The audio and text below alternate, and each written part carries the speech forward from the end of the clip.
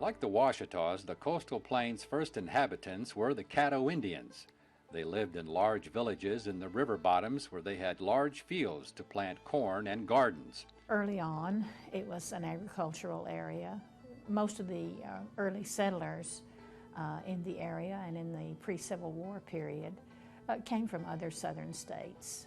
You had some who would come down from Missouri, Kentucky, but mainly the settlers there did come from other parts of the South.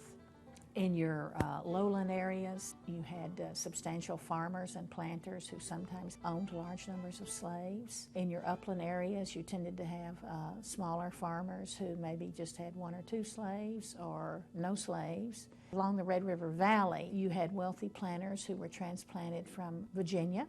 They were big-time slaveholders and big-time farmers. They farmed in the Red River Valley, very fertile area for farming. You did have wealthy planters with large numbers of slaves, and that has left large black populations in some areas there.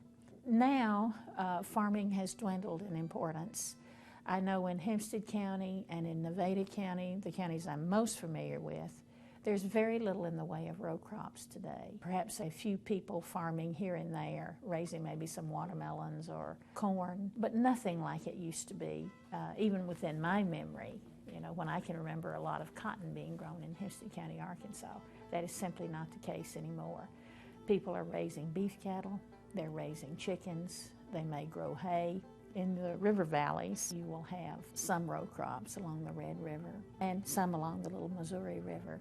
But mainly, row crops are a thing of the past, and some areas are going back to forest. They are depopulated. The family farms that were once there are now gone. You get certain areas that's largely forestry and forest holdings and deer camps. The Gulf Coastal Plain has served an important part in Arkansas history. Old Washington, one of the oldest towns in the state, was the main thoroughfare for travel to Texas.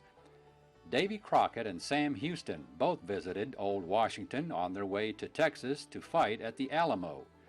Old Washington also served as the Confederate capital of Arkansas during the Civil War.